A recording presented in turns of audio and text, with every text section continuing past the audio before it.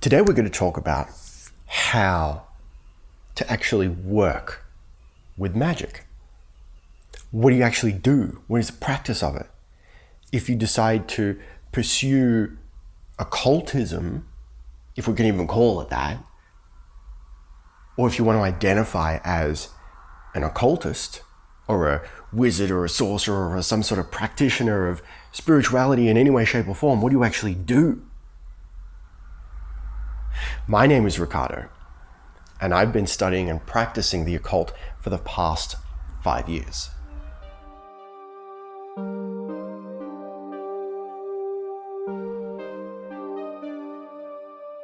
So I've started reading this book. I'm not going to tell you what it is yet because I'm not far enough into it to have decided whether I'm going to recommend it or not. But it's hit me with an interesting, analogy. So what I was reading was explaining that the way we experience time is circular. So if we imagine our concept of linear time as a circle, it bends, but it doesn't break. It flows. It doesn't go straight up, boom, new direction, right? So we experience time this way. That doesn't mean that that's how time functions, but that's how we experience it, as a flowing, unbroken line. And that's why it feels like time is linear. And it feels like we can't change things. But this book suggests that beneath that experience of time, beneath how we view it, is actually a series of angles. And the way I interpreted this, very simply, is that those angles are our choices. And that's the answer to the question. So how do we work with magic or manifestation, the occult? What do we actually do? All we do is make choices. And that may seem anticlimactic, but I assure you, and I will die on this hill, man, I assure you that that is the greatest power, the power to choose. And even if you're in a situation where you believe wholeheartedly that you don't have a choice, you have the choice to view that situation differently. You have the choice to reframe. You have the choice to make the best of something.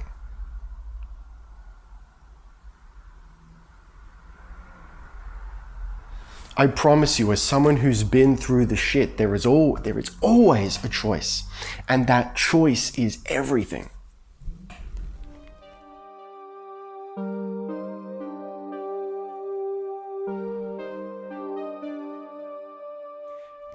So the choice doesn't mean you sit here dreaming and hoping. The choice means that you take a step towards it, and it doesn't require action. Action is not mandatory, but it is often the easiest path. Because who are we trying to convince? Only ourselves.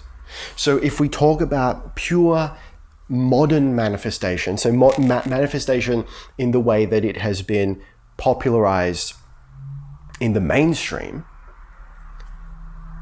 we're trying to impress the subconscious mind, right? We're essentially trying to brainwash ourselves into believing that we can have what we desire.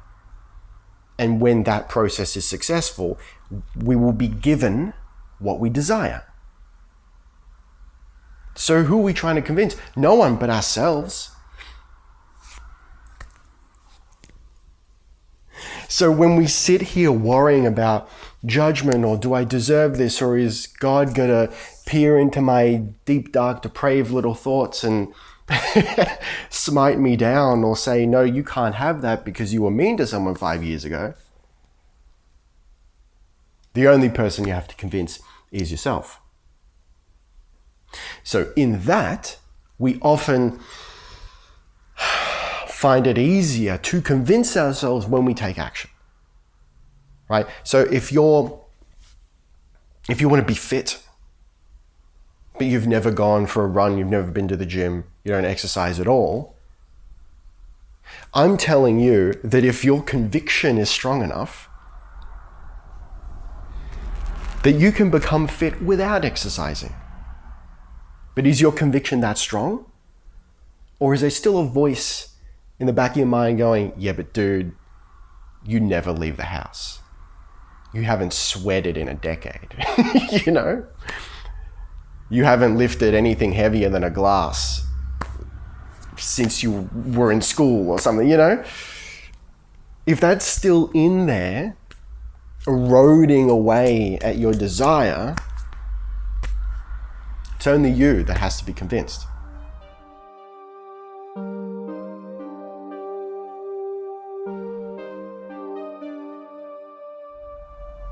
The quickest way, in my experience, to change your reality such that you actually notice, because we're changing our reality all the time. Is this too loud? It's a big ass ring. It only fits on my thumb and it's a fidget spinner. Anyway, we gotta get rid of that. The quickest way to change your reality, in my experience, is to simply do what you say. So yes, like I was saying, we're always changing our reality and we don't notice it. This is why, this is the best part of the process, in my opinion. You know, it's the hardest to get around, but it's the most fun part of the process. The fact that what you want always sneaks up on you, rather. It surprises you. Kind of has to. And then it means you're always getting a nice little surprise, a nice little present from past you. And it could be past you from 5 years ago. Could be past you from last week, you know? If you really look at how your life is now and think back, is this the life I really wanted when I was a kid or 5 years ago? And see if you can identify things that you have now that all those years ago you would have killed for. Anyway, that's a tangent. We're going to come back to doing what you say. So if you want to change your reality and actually notice as quickly as possible, make decisions and follow through. And that's it. So even if we're taking action, even if we say, yes, you do absolutely have to take action, which you don't, but let's humor me for a second. Let's say even if you have to take action, that action doesn't have to be with your physical two hands. It can be a thoughtful action. It can be making space. It can be letting go of something. So you don't always have to build it physically. But you do have to intend for it to come, even if that is physically from your hands. So making the choice and being committed to that choice like you would be committed to a lover, because that choice becomes your best friend, your soulmate. Would you betray your soulmate? Then why are you betraying your desires? You have to have that level of conviction. And then you have to let it go. I think love is a fantastic analogy for this stuff, and I bring it up all the time. You guys know. If you love something, set it free, and if it returns, it was meant to be. And this is the alchemical process. From a certain perspective, if we abstract a little bit and take it away from the base elements, desire, fire. Conviction, accept it, absorb it into the subconscious, water. Let it go. Cut ties with it, air. And then receive it, Allow it to grow from the earth.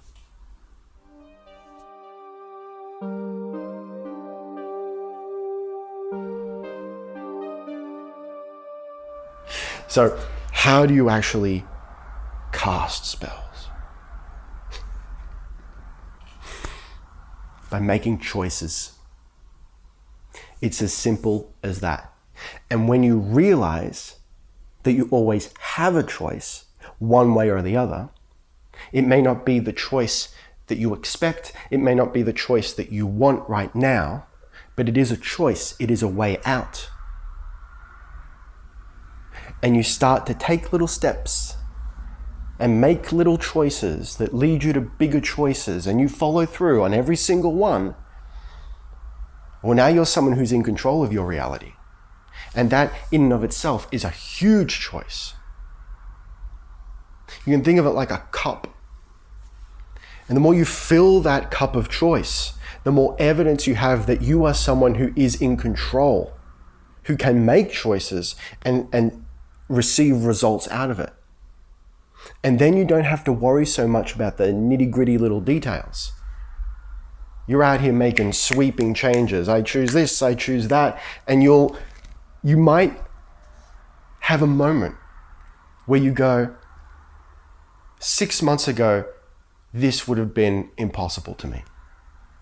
6 months ago, I was lying awake, tossing and turning, fretting over this. And now it's nothing.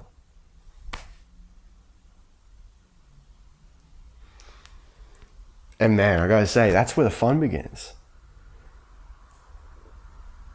See, up here, you're in angles, you're making choices, you're breaking sequences and jumping timelines. But we don't experience it that way. It's not like you're gonna wake up tomorrow, check your bank account and there's $2 million in there, because time flows smoothly. Time doesn't break. But the way we influence time, the way we influence reality can break. It can bend such that it becomes an angle. So the hidden world that we don't see, that we don't experience physically, can branch off and change drastically. But then you got to chill and let reality catch up. I'm not going to ask you to like and subscribe because I know you already have. As always, take what resonates and discard the rest.